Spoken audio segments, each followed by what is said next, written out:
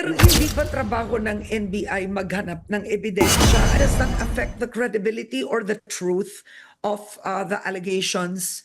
Kasi Yun na nga. syempre, kung mga ex-Marines to, mga walang pera din yan. I mean, alam niyo naman ang kwento ng testigo sa Pilipinas. Kailangan ang testigo sa Pilipinas inaalagaan dahil ang testigo sa Pilipinas lumalakas ang loob kapag alam niya kahit papaano, alam mo yun, hindi siya mamamatay, protektado siya. It's Ano naman po yun? practical. Yung pipirmahan na nung iba, nung 12, si Attorney Balicod, the lawyer who represented them, objected because he wants to review the statements. But when it's time for them to sign their official statements, only 6 signed it, 12 hindi pirma. They are not under custody. In fact, yes, opo, magkakasama po sila. In fact, doon sa isa pa sa mga na-interview, sinabi nga, they were being housed sa isang safe house dyan sa White Plains. What's up guys? Ngayon papanoorin natin at i-breakdown yung interview ni Karen Davila kay NBI Director Matibag. We'll go through some key points and try to understand both sides. So, simulan na natin. All right. So 12 of the 18 Marines have already responded to your subpoena. And did they go to the NBI directly? Ma'am, ganito po. Actually, it's 18. Una po, 16 yung dumating. Tapos on the second call po sa kanila, 18. Yung pong 12, yung po yung everybody already issued their individual statements po. Yung sa interview.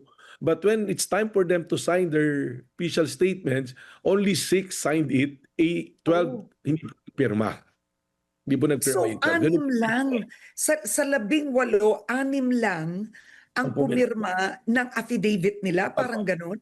Opo, kasi ang naririnig ko, ang sabi sa akin ng mga INT po natin, nung pipirmahan na nung iba, nung 12, si Attorney Balicod, the lawyer who represented them, objected because he wants to review the statements. Okay. Pero yung po, the statements na binasa na when they're about to sign, yung 6, nakapag-sign na. Kasi ang nangyari po dyan, they were interviewed separately, iba-ibang table yan. So we advise them na dapat marami sana yung lawyer. Kasi po, if they want to be represented by lawyer, dapat mag-avail sila ng iba pang lawyers. But Attorney Balicod, sabi niya, kaya niya na i-represent yung 18. So that's what we did. Okay, pause muna tayo dito. Ayon kay Director Matibag, mas maganda raw na bawat isa sa kanila ay may kanya-kanyang abogado to defend themselves, which is actually a common legal practice, right? On the other hand, sinabi naman ni Attorney Baligod na kaya niyang i-handle silang lahat. So actually dito, pwede nating tignan in 2 ways. Pwedeng for efficiency or baka may ibang legal strategy involved. Then, nabanggit din na i-check muna niya yung affidavit ng 12 ex-Marines bago nila pirmahan. Now, from a legal standpoint, normal naman na i-review ng abogado ang affidavit to make sure na tama ang details at malinaw ang statements, right?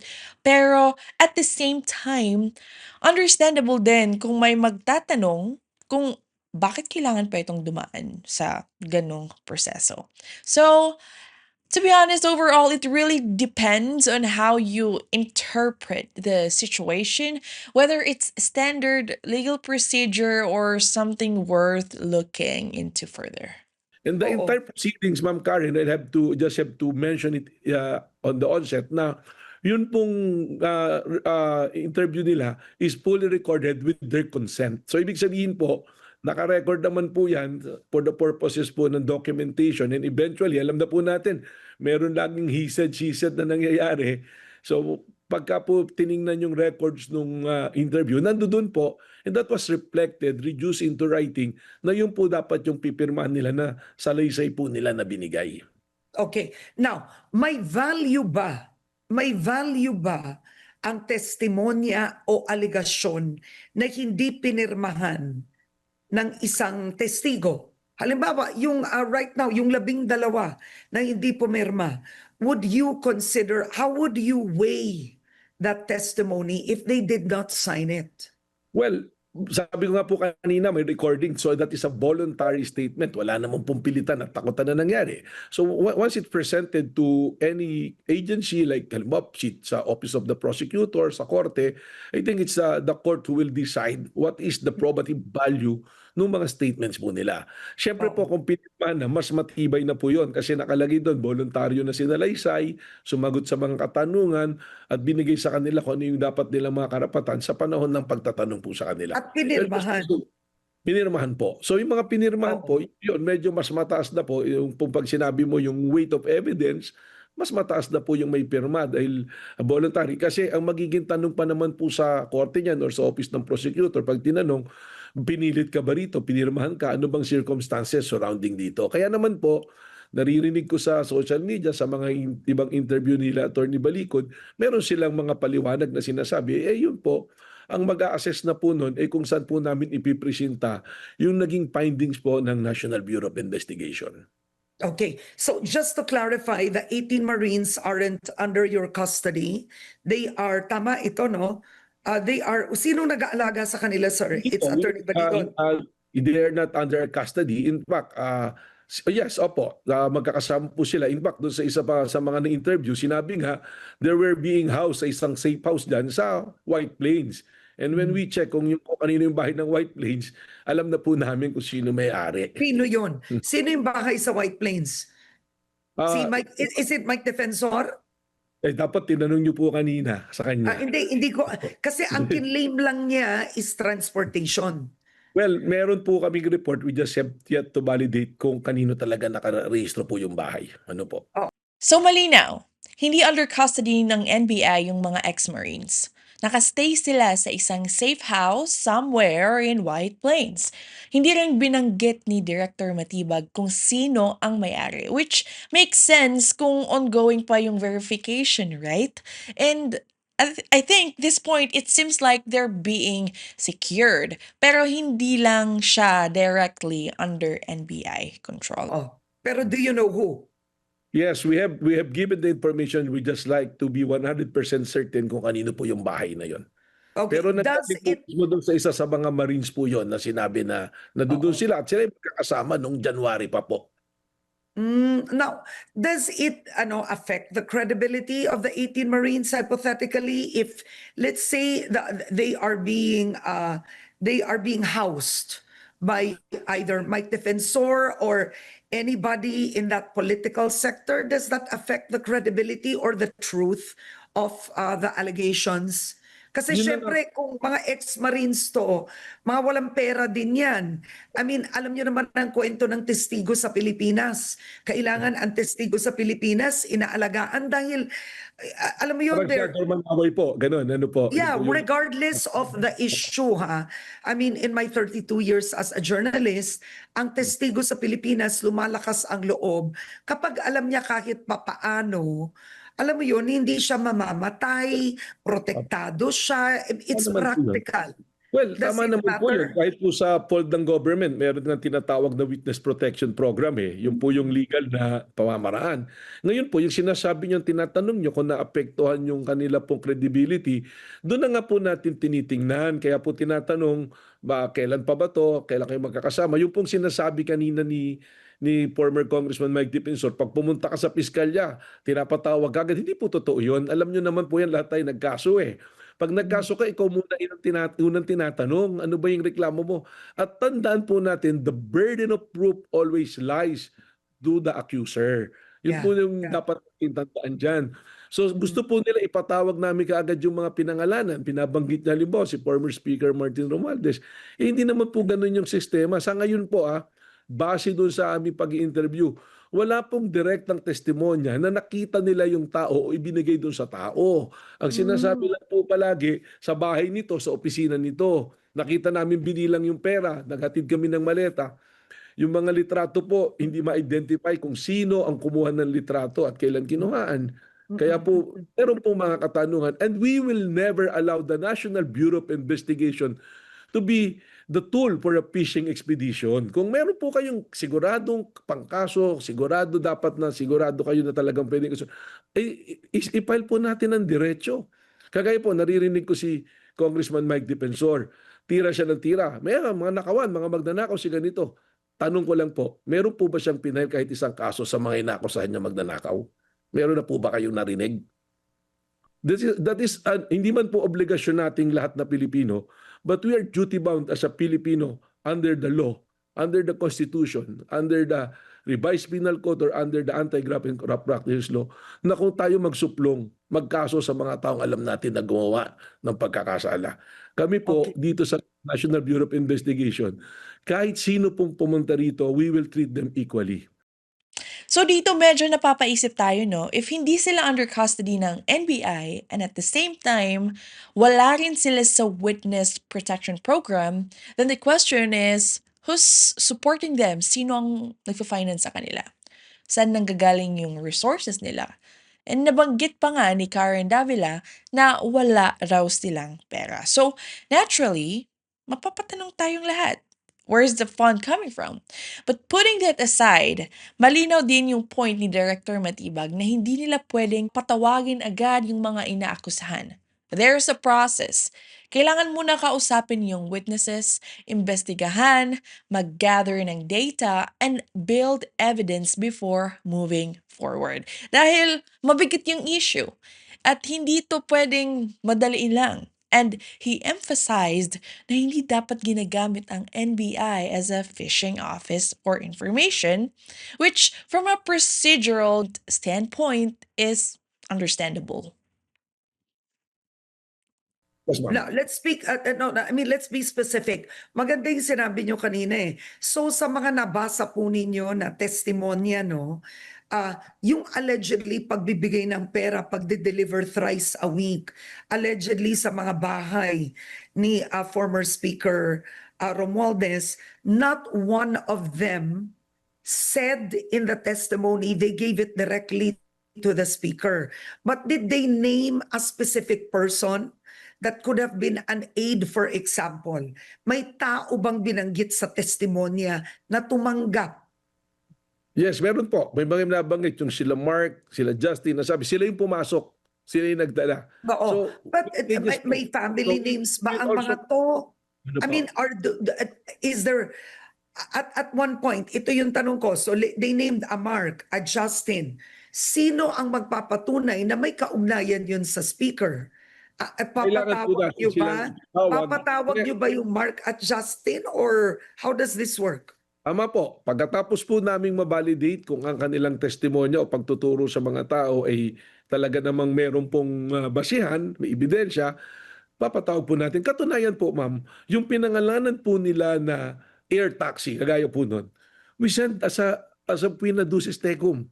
Nagpadala ng kasagutan sa amin that never in their logbook or in their log na nagkasama sa flight si si Sergeant Sergeant Bolte at saka Sergeant Tube at saka si Saldico.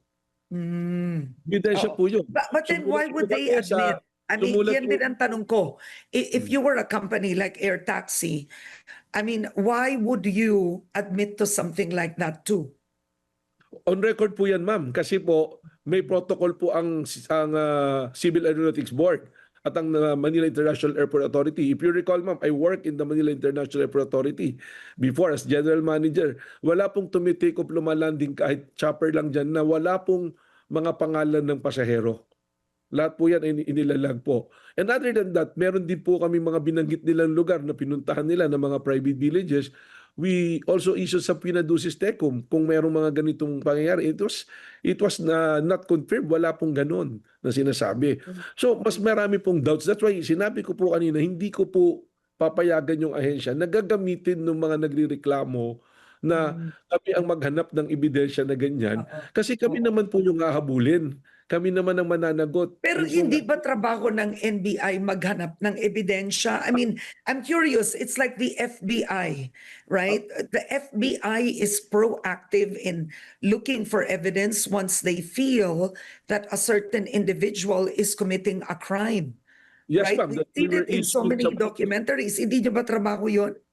To be honest, I had the same question as well. And honestly, hindi ba trabaho ng NBI na maghanap ng ebidensya?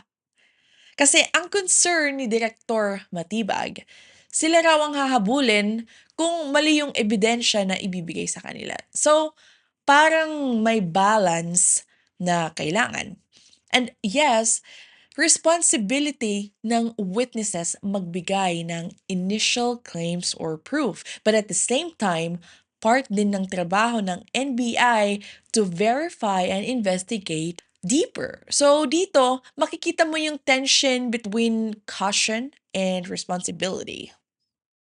Yes, ma'am. Trabaho po. Kaya nga po nag-issue Oh, kami ng subpoena. Pero ang sinasabi ko po rito, taliwas sa sinasabi po nila Attorney Balicod at the former Congressman Mike Defensor na dapat ipatawag namin kaagad yung mga tao na binabanggit. But in order to reach point 10, we must start from point 1. Sila po yung nagreklamo, sino po yung una nating tatanungin? Pinangungunahan na po nila yung ebidensya, pinanunuhan na nila yung ahensya. Kaya nga nagkakaroon po tuloy na pag-iisip yung mga tao, nagkakaroon na ng mga konklusyon na ganito yung nangyari nang hindi pa po tapos ang investigasyon. okay. Kaya Sir, naman, yung anim na ex-Marines, sabi niyo yung anim na ex-Marines, they signed an affidavit. So their testimony has more weight. Just generally, Tono, yung anim na ex-Marines, ano ang naging center ng affidavits nila? Kasi tatlo binanggit ni Mike Defensor, di ba? May Luistro na nabigyan ng pera, may Trillanes nabigyan ng allegedly ng pera, at itong mga Martin Romualdez, etc., of the flood control. So, yung anim na pumirma, ano po yun? Ano yung center ng affidavit? alam niyo po, tinanong namin sa kanila kung ano yung mga partisipasyon po nila, isa-isa doon. So doon po sa anim, sa totoo, I'll be very honest with you, Ma'am Karen, pinafinalize po namin yung buong report. Kabuuan na po nung 18 po. So isa-separate po namin, ito yung pumirma, ito yung hindi pumirma, at kung ano yung participation. Ang ginawa po kasi namin yan, yung affidavit consists of 36 pages, kasama na yung annexes. Yung joint affidavit po nila ng February 23, hiniwalay po namin. At tinanong namin, ano yung participation mo dito? Saan ka rito? So ano yung recollection mo? So doon po, nang lumalabas po talaga, based po doon sa joint affidavit at sa mga personal salaysay nila, wala pong personal encounter doon sa mga inaakusahan nila. Except that lagi nga nila binabanggit, parang may conduit, may dinadaanan po na ganito. At sinasabi nila, ito bahay ni ganito, bahay ni ganyan. Pero never the time that it was established na nung dumating doon, nandoon yung mga taong pinaparatangan po nila. Ganun po yung nangyayari dito. Ngayon, siyempre sinasabi po nila, bakit yata parang inaangguluhan pa? Narinig ko po mismo kay Attorney Balicod na sinasabi destabilizer sila. Wala naman po kaming sinabi na destabilizer sila. Hindi ko alam kung saan nanggaling. Yun daw ay report from the higher ups na siya ay tutukuyin ng stabilizer. Pero hindi po maaalis. Kayo na nga po nagsabi, trabaho ng National Bureau of Investigation na mag-imbestiga sa kabuuan. Tinitingnan po namin kailan kayo nagkasama-sama. Lumalabas, January pa lang, magkakasama na po sila. Yun po yung isang nandun sabi ni lumabas sila February 23. Kailan sila nagtrabaho talaga. At out of 103, bakit 18 lumabas? Plus 1 si Gutesa. Na ngayon, sinasabi nila, tinakot si Gutesa, binawi yung testimonya. Napakahirap po nung ganun na sitwasyon eh. Ang sa amin, we are making a balance based on what we have na pinisinta po nila. And we go beyond that also by exercising our power of issuing subpoena. Subpoena to the person, subpoena to the documents. Ganun naman po yung ginagawa namin dito. Now, this part adds more context. Kung mapapanood nyo yung previous interview ng mga ex-Marines, sinasabing na mahigit ngang 100 sila. Pero around 18 lang yung lumantad. Yung iba is, I think, still active duty pa din and pinili munang manahimik for safety reasons para protektahan ang sarili nila at ang pamilya nila. Which, if you think about it, it's understandable and it's valid. Malaking risk talaga yung ganitong sitwasyon. And at the same time, babalik tayo sa point ni Director Matibag. Kailangan solid ang ebidensya. Everything has to be black and white. Hindi pwedeng verbal lahat. Hindi sapat yung allegations lang, lalo na kung walang supporting materials like photos, videos, or concrete documentation. Because in cases like this, evidence is everything. How do you assure the public, for example, that you personally and the NBI will be uncompromised given you were appointed under this administration? I mean, wag na tayo maglokohan, Pilipinas ito, right? I mean, you were appointed as NBI director under this government. I mean, you're only human. How could you assure the public? Ang hirap maging parang justice yan eh. The minute na appoint ka, you have to really take your office seriously to the point that you serve the Filipino people. But in the end, people will start to feel, what do you expect with this case from the NBI and appoint siya under this administration? Some people might think you're protecting, right? So how do you balance that? How do you Well, then prove that you are absolutely impartial, that you want the truth, that you want justice to be served? Ma'am, ang sagot lang po dyan is that the Bureau has been transparent from day one dito sa 18 na to. We are very, very transparent. Hindi po natin maalis sa tao yung mag-isip ng kahit ano po. Sigurado, ako naman po, dinaranas ko yan everyday. May naniniwala, may hindi naniniwala. But at the end of the day, we must be faithful to the mandate. Ako naman po, ang request ko lang palagi, judge me on my performance. Nanggaling na po ako, iba-ibang administrasyon naman po yung pinaglingkuran ko eh. Naglingkod po kay former President Gloria Macapagal Arroyo, kay former President na Rodrigo Duterte, ngayon po sa administrasyon na to. So ang sa akin po, ang may always offer to the public is look at my performance, yung mga dati kong ginawang trabaho at kung ano ang trabahong gagawin ko. Siguro po pag alis ko sa NBI, doon din nila marirealize that I was fair. Sapagkat ang sa akin lang pong gagawin ngayon habang nandito ako, I will be very, very transparent at kung ano po yung batas at procedure na dapat gawin, yun ang gagawin. Dito po sa 18 Marines, yun po yung sinusunod ko. Wag naman po sanang baluktutin na pag may nagkaso, kailangan puntahan natin kaagad. Hindi naman po yun yung practice natin eh. Kahit sa ordinaryo po, investigador ng barangay, pag may nagreklamo na kapitbahay mo, yung kapitbahay mo muna ang tinatanong bago ka puntahan at tanungin ano po. Patunayan muna yung po mga claims po ninyo. I think, well, one thing is universally clear. The burden is on the accuser. That's one thing universally clear. So what happens next, Director Matibag, last words? Anong mangyayari? Nagpunta na po si Mike Defensor.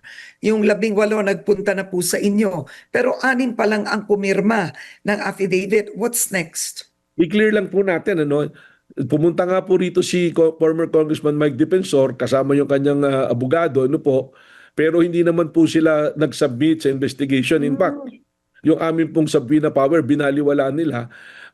Meron pa nga kumalat na video na hindi na lang namin po pinagtuunan ng pansin. Binidyo na biniberate ni Attorney Topacio, yung isa sa aming ahenteng nagtatanong at ayaw magpa-interview. Doon nga po ako nagtataka si Attorney You Topacio. should release that video. Nilabas po sila. Sila po nagtabas. Actually, it violates the data privacy po. Nagtataka nga po kay Atty. Topacio, malaking tao siya pero bakit maliit ang pangunawa niya sa mga ganyang bagay? Yun po yung nakapagtaka. Tapos nandirito na sila, sabi ni Mike Defensor, ba't pati asawa ko pinatawag? Hindi po kami ang naglagay sa sitwasyon na yung sa asawa niya. Pinagamit niya yung sasakyan doon sa 18 Marine, nakarehistro sa pangalan ng asawa niya. Kailangan naming tanungin because we want to know the circumstances surrounding that. We have to clear them kung ano talaga yung nangyari. So doon sa 18, I appreciate nung unang pumunta, hindi po ayaw pag-usapan yung joint affidavit nila. Nung bumalik, pinag-usapan na. Hindi nga lang po pinirmahan. They have their own reasons. May mga report na po pumapasok sa amin. Siguro, kaya ayaw pirmahan nung iba na gusto na rin, iba gusto pumirma, gusto na rin nilang matapos kung saan talaga pupunta yung investigation. Tatapusin po namin ito. We will submit to the public kung ano yung findings ng NBI at kung ano po yung mga dapat pa mga susunod na hakbang gagawin po namin, Ma'am Karen. And we will report it to the public. Sa tulong po ninyo, ipapaalam po namin. Wala po kaming itatago dito. At lagi ko po sinasabi, we are not protecting anybody. The NBI is for the people po. Marami pong nagreklamo rito. Doon pa lang po sa cyber cases namin, we have 25 cyber cases every day on the average po. At Yeah. makita niyo naman, Ma'am Karen, I think the public will see, doon na po sa tinatanong niyo, paano masabing fair kami, hindi lang po itong 18 Marines ang kasong hinaharap namin.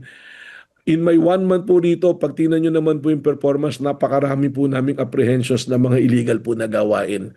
Pati mula po sa tumakas, mula po sa terrorism, mga peke po na goods, drugs, human trafficking, sexual abuse sa mga bata. In 30 days, in my 30 days po, yan po yung naging performance na po ng Bureau. So wala po kami itatago sa inyo. Pumunta po kayo sa amin and we will treat you the same way that we will treat anyone na pumupunta tumingi po ng tulong sa NBI po. So ayan yung naging highlights ng interview ni NBI Director Matibag. Overall, makikita natin na both sides have valid points. May concerns about protection, transparency, and support. Nandun din yung emphasis sa proper legal process and solid evidence. At the end of the day, mahalaga na maging maingat sa pag-handle ng ganitong kabigat na issue. Kayo, anong take nyo dito? And let me know in the comments. And by the way, guys, don't forget to check out my store sa link below. Use code D2026 on your first purchase for 10% discount. Thanks for watching and I'll see you in my next one. Bye!